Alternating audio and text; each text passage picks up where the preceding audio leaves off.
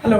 तो ये हमारा हाइट एंड डिस्टेंस का लेक्चर नंबर 5 होगा, ठीक है। और हम लोग अभी तक जो भी प्रॉब्लम्स का प्रैक्टिस कर रहे थे वो अभी हमारे बेसिक्स लेवल थे। अभी जो हम प्रैक्टिस करेंगे वो थोड़े बेसिक से ऊपर लेवल होंगे फॉर क्लास 10th के लिए, ठीक है। तो जो आज का हमारा लेक्चर है वो बहुत ही इंपॉर्टेंट लेक्चर है, तो प्लीज़ इस लेक्चर को आप अच्छे से देखें और जो क्वेश्चंस का यहाँ पे प्रैक्टिस करवाया जा रहा है उस क्वेश्चंस को आप खुद से एक बार सॉल्व करने का कोशिश करें, ठीक है। तो आज का हमारा जो क्वेश्चन होगा फर्स्ट क्लास नोट्स का, उसको नोट कीजिएगा कॉपी में और उसके बाद खुद से सॉल्व करने का एक बार ट्राई कीजिएगा। तो आज का हमारा जो फर्स्ट क्वेश्चन है वो क्वेश्चन इस प्रकार है, द शैडो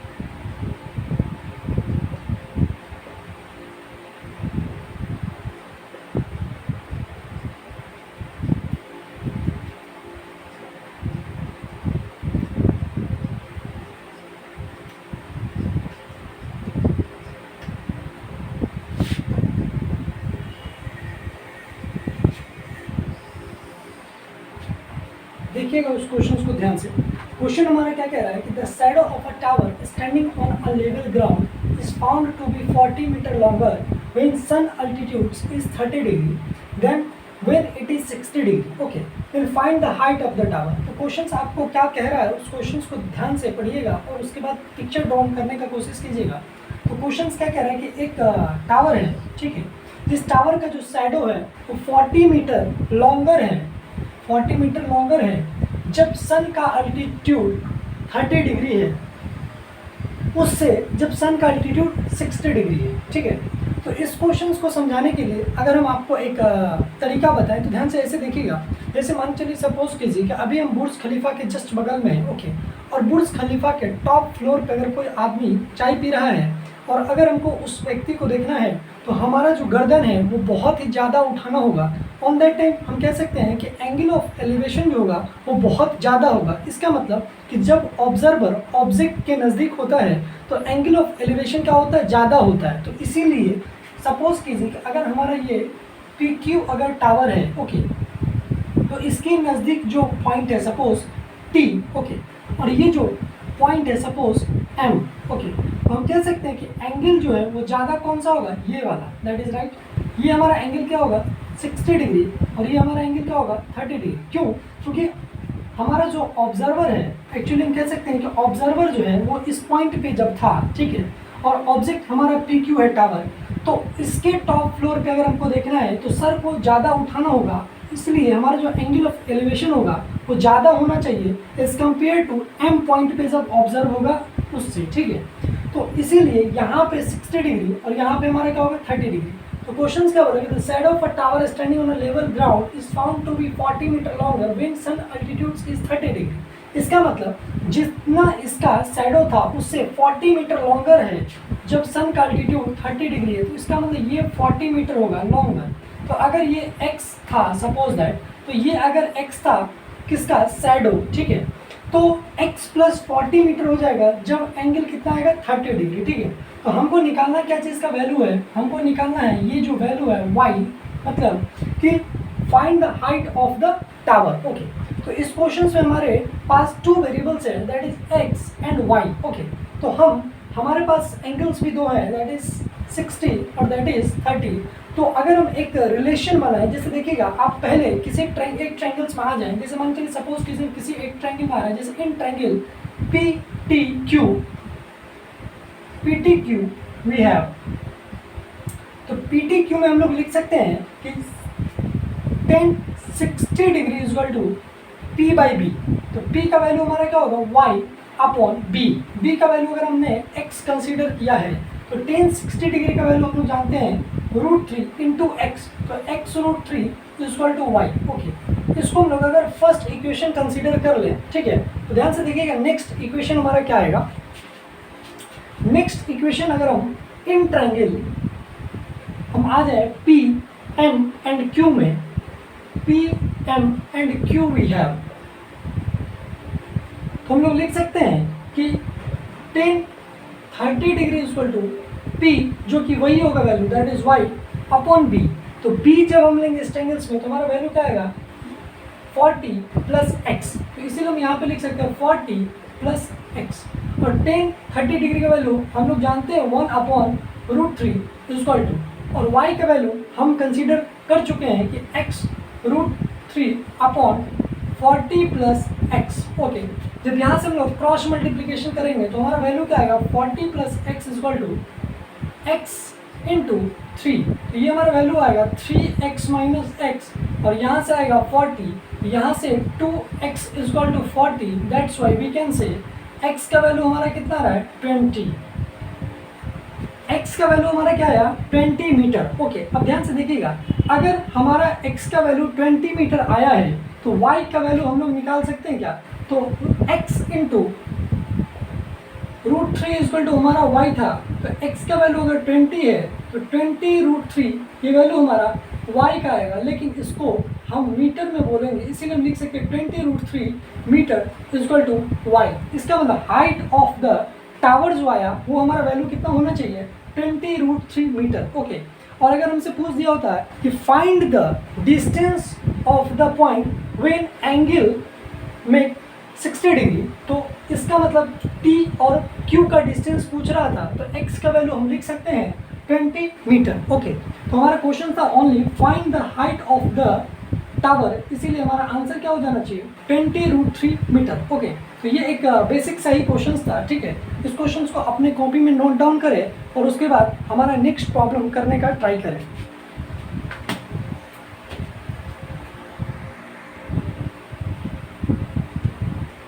ये जो हमारा सेकेंड प्रॉब्लम है आज का, वो किसी बुक का प्रॉब्लम नहीं है, वो एक्चुअली हमारे द्वारा एक बनाया गया क्वेश्चन है जो कि बहुत ही इजी है, बस कंसेप्चुअल है, थोड़ा सा ध्यान दीजिएगा। ये प्रीवियस जो अभी हम क्वेश्चंस किए हैं उसी के बेसिस पे ये क्वेश्चंस हैं। जैसे मान के लिए सपोज कीजिए कि अगर आपके पास एक टावर है, ठीक है, और वहाँ से बहुत सारे ऑब्जर्वर है, सपोज कीजिएगा ए बी और सी, इस एंगल को θ1 ये हमारा θ2, ये वैल्यू हमारा θ3 एंड ये वैल्यू हमारा θ4 अगर होगा, ठीक है, तो आपको रिलेशन फाइंड आउट करना है। इसमें ऑप्शन कौन सा सही है, θ1 equal to θ2 equal to θ3 equal to θ4। Second option θ1 is greater than θ2 is greater than θ3 and θ3 is greater than θ4। Okay, and third option हमारा क्या आएगा θ1 is greater than less than θ2, θ2 is less than θ3 and θ3 is less than θ4। And last option के बारे में हम लिखते हैं can't predict, can't predict, ठीक है। अगर मान चलिए इसको हम PQRS अगर मान लें, ठीक है, इस बिल्डिंग के टॉप पे एक व्यक्ति बैठा हुआ है और ऑब्जर्वर जो है वो पहले P पॉइंट पे था, फिर वही ऑब्जर्वर Q पॉइंट पे चला गया, फिर R पे, और अगर S पे जा रहा है, तो आपको रिलेशन बताना है कि सबसे ज़्यादा जो बड़ा एंगल होगा वो कौन सा होगा, ठीक है। तो अभी जस्ट जो हमारा प्रीवियस क्वेश्चन था उस क्वेश्चन के अकॉर्डिंग अगर आप सोचे तो आप आंसर देने के लिए एलिजिबल हो सकते हैं। जैसे अभी हम जस्ट आपको प्रीवियस क्वेश्चंस में ये बात पता है कि अगर बुर्ज खलीफा के जस्ट बगल से ऑब्जर्वर अगर उसके टॉप फ्लोर पे देखेगा तो अपने गर्दन को बहुत ज़्यादा उठाना होगा। ऑन दैट टाइम हम कह सकते हैं कि एंगल ऑफ एलिवेशन जो होगा वो बहुत ज़्यादा होगा।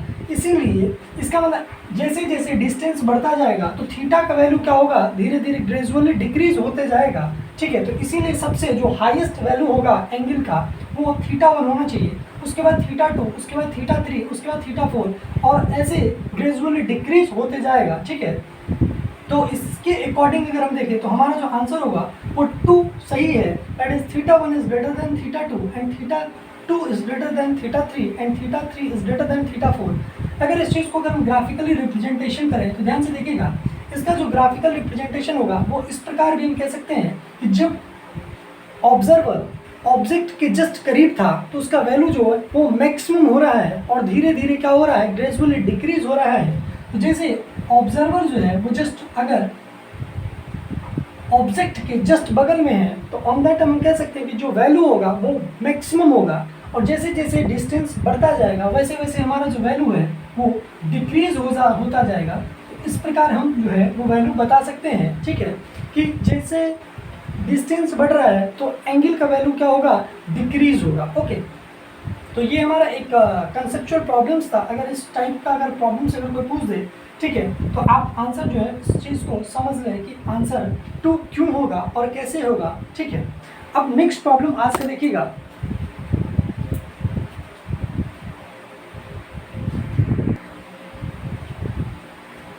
आज का हमारा क्वेश्चन नंबर 3 होगा, जो कि एक इम्पॉर्टेंट क्वेश्चन होगा, ठीक है। इस क्वेश्चन को आप स्टार भी कर सकते हैं, हो सकता है कि ये क्वेश्चन आपके एग्जाम में पूछ लिए जाए, ठीक है। तो इस क्वेश्चन को ध्यान से समझने का कोशिश कीजिएगा। जैसे क्वेश्चन इस प्रकार है,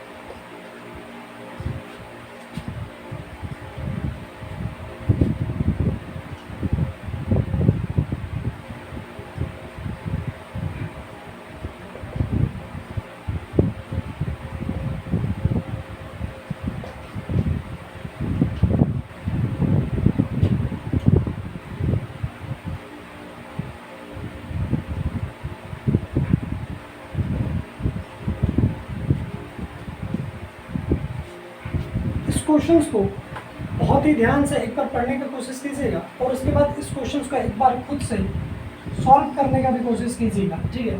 और अगर इस क्वेश्चंस को अगर आप सॉल्व खुद से अगर कर पा रहे हैं तो लिटरली आपका जो थिंकिंग एबिलिटी है वो अब अच्छा हो चुका है हाइट एंड डिस्टेंस में, ठीक है। तो प्लीज़ आप इस क्वेश्चन को एक बार अच्छे से पढ़ें और उसके बाद एक बार ट्राई करें, ठीक है, और उसके बाद इस क्वेश्चन को सॉल्व करने का भी कोशिश करें, ठीक है। ध्यान से पढ़िएगा question.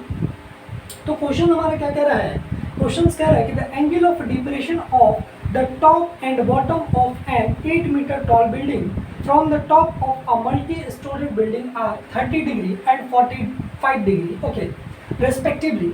Find the height of multi storeyed building and distance between the building. तो क्वेश्चंस पढ़ के कुछ हम लोगों को समझ में आया होगा कि अभी तक जितने भी हम प्रॉब्लम्स कर रहे हैं उन सारे प्रॉब्लम्स में एंगल ऑफ एलिवेशन आ रहे थे। ये हमारा फर्स्ट क्वेश्चन ऐसा है जिसमें हम देख रहे हैं एंगल ऑफ हमारा डिप्रेशन आ रहा है, ओके।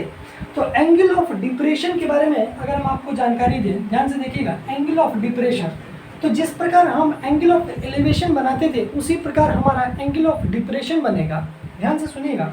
जैसे मान के लिए सपोज कीजिए कि ये हमारा टावर है, सपोज दैट, और ये हमारा एक ऑब्जर्वर है ए पॉइंट पे, और ये हमारा पी क्यू एक टावर का लंबाई है।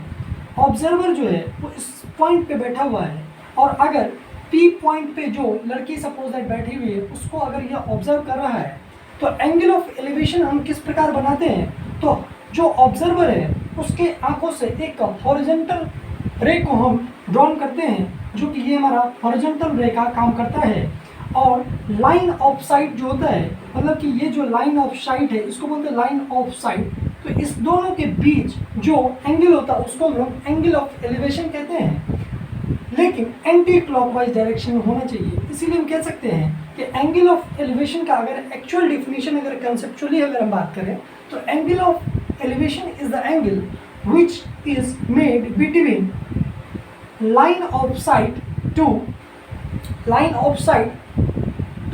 हॉरिजॉन्टल, या फिर अगर हम ऐसे बोले कि कंसेप्चुअली अगर बोले डिफिनीशन, तो हम कह सकते हैं कि the angle of elevation is the angle which is made between the horizontal ray to line of sight. Okay, तो इसका मतलब ये जो एंगल है वो हमारा क्या होता है, एंगल ऑफ एलिवेशन। ओके, उसी प्रकार अगर हम एंगल ऑफ डिप्रेशन के बारे में अगर हम बात करें, ध्यान से देखिएगा, अगर मान के चलिए सपोज कीजिए कि ऑब्जर्वर का जो है पोजीशन वो इस प्रकार है यहाँ पे, ठीक है, और ऑब्जेक्ट ए पॉइंट पे है, सपोज ए बी सी, तो ऑब्जर्वर अभी हमारा कहाँ है, सी पॉइंट पे। तो एंगल ऑफ डिप्रेशन को समझने के लिए देखिएगा, तो जहाँ पे ऑब्जर्वर है वहाँ से आप क्या कीजिए, एक हॉरिजॉन्टल लाइन को ड्रॉ कीजिए, ठीक है, और horizontal line, okay, horizontal line और लाइन ऑफ साइट के बीच जो एंगल फॉर्म हो रहा है वो हमारा कैसा होगा, वो हमारा होगा एंगल ऑफ डिप्रेशन।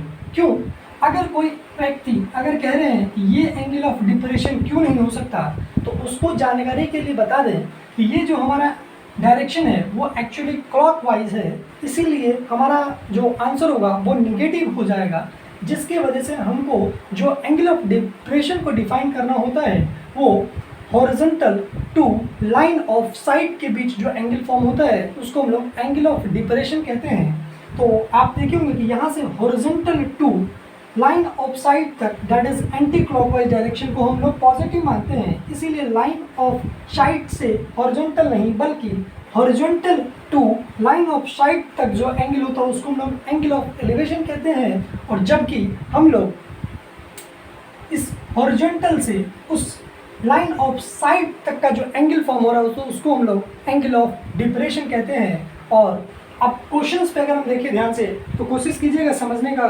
देखिएगा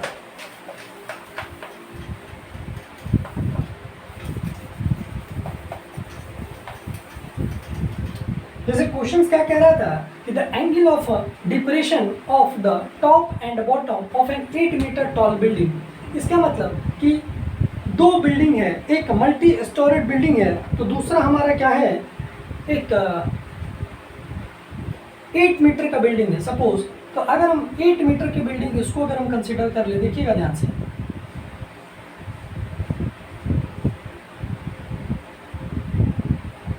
तो मल्टी स्टोरेड बिल्डिंग को अगर हम ऐसे पिक्चर बना रहे हैं, ध्यान से देखिएगा, क्वेश्चन हमारे क्या कह रहा है कि the angle of depression of the top and bottom of an 8 metre tall building from the top of a multi storeyed building. इसका मतलब इस मल्टी स्टोरेड बिल्डिंग को अगर हम एन कंसिडर कर लें और 8 मीटर वाले बिल्डिंग को अगर हम ए बी से कंसिडर कर लें, तो कह रहा है क्वेश्चन क्या कि the angle of depression of the top and bottom of an 8 metre tall building from the top of a multi storeyed building. इसका मतलब यहाँ से टॉप और ये हमारा बॉटम से, ध्यान से देखिएगा, तो अगर ऑब्जर्वर जो है वो इस पॉइंट पे है तो इसका मतलब हम एक लाइन ड्रॉ करें जो कि हॉरिजॉन्टल होगा, किसके, ग्राउंड के, ठीक है।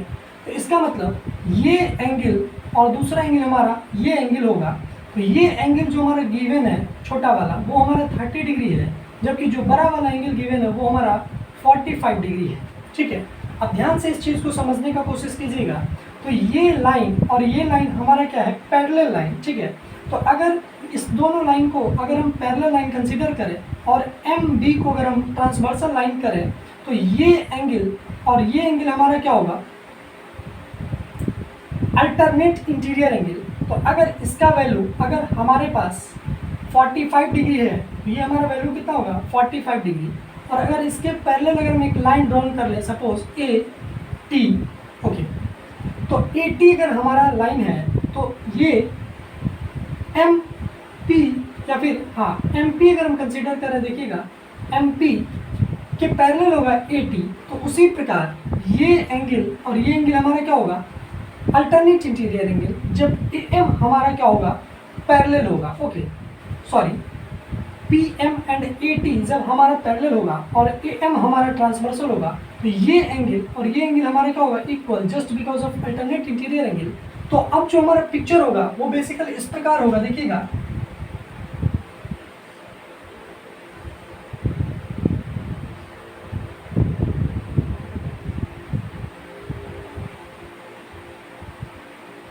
ये एंगल हमारा 30 डिग्री और ये एंगल हमारा 45 डिग्री, ये हमारा एम एन, ये हमारा टी, ओके, ये हमारा ए, ये हमारा बी है सपोज, ओके। अब ये हमारा अगर 8 मीटर का लेंथ है तो हम कह सकते हैं कि ये जो डिस्टेंस होगा वो भी हमारा 8 मीटर का होगा, ओके। और इसके बारे में हमको नहीं पता है तो हम उसको एक्स कंसीडर कर लें, ध्यान से देखिएगा। और इसके बारे में अगर हम लोगों को नहीं पता है तो हम वाई कंसीडर कर लें। तो हम लोगों को इस क्वेश्चन में एक्स एंड वाई दोनों का वैल्यू को फाइंड आउट करना है, ठीक है।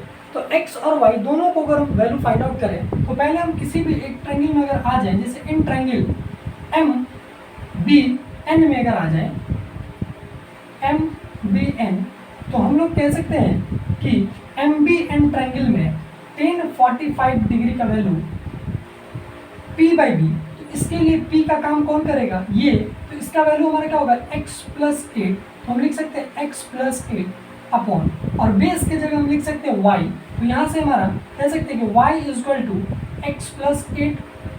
क्यों? क्योंकि हम लोग जानते हैं कि tan 45 डिग्री का वैल्यू 1 होता है, इसीलिए यहाँ y इंटू 1 जो कि y आएगा इक्वल टू एक्स प्लस 8 आ जाएगा, ओके। अब अगर हम दूसरी बारे में बात करें, ये भी हमारा क्या होगा y, अगर ये y है तो ये भी y होगा, और ये हमारा 8 है ये भी हमारा 8 होगा, ओके। अब हम अगर इस क्वेश्चन को आगे प्रोसीड करें तो देखिएगा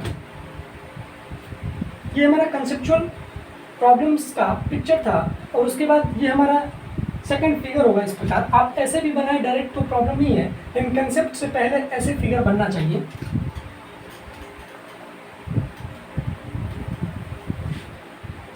तो अब देखिएगा हम अगर इस ट्रायंगल में आ जाएं, in triangle M A T we have MAT में हम लोग लिख सकते हैं tan 30 degree equal to P का वैल्यू x अपॉन B जो कि y गिवन है, और tan 30 डिग्री का value 1 upon √3 equal to x upon y। यहाँ से हम लिख सकते हैं y equal to root under of 3x, ठीक है। तो यहाँ से y की जगह हम √3x भी लिख सकते हैं, हम कह सकते हैं √3x equal to x plus 8। तो यहाँ से अगर हम x को इस साइड लेके आए तो हम क्या लिखेंगे √3x minus x equal to 8। यहाँ से x जब हम कॉमन लेंगे तो हमारा वैल्यू क्या आ रहा है √3 माइनस 1 इक्वल टू 8, ओके। तो x के वैल्यू के बारे में अगर बात करें तो हमारा क्या आएगा 8 अपॉन √3 माइनस 1। तो x का वैल्यू हमारा क्या आया 8 अपॉन √3 माइनस 1, ओके। तो अगर हमारा जो डिनोमिनेटर है वो क्या है इररेशनल नंबर, तो उसको हम रेशनलाइज भी कर सकते हैं, देखिएगा। तो इस पिक्चर को अगर हम मिटा दें तो ध्यान से देखिएगा, तो रेशनलाइज अगर हम पहले कर लें 8 इक्वल टू हमारा जो वैल्यू है वो 8 अपॉन √3 माइनस 1 आया है। जब रेशनलाइज हम लोग करेंगे तो हमारा वैल्यू क्या आएगा √3 प्लस 1, ओके। तो ऊपर में हम लिख सकते हैं √3 plus 1 upon a minus B into A plus B, जो होता है a square minus B square. तो डायरेक्ट हम लिख सकते हैं 2, और यहाँ से वैल्यू कितना आएगा 4 इंटू √3 प्लस 1। इसका मतलब हमारा जो x का वैल्यू है वो हमारा क्या आया 4 √3 प्लस 1, ठीक है। किसी बच्चे को अगर ये कंसेप्ट समझ में नहीं आया होगा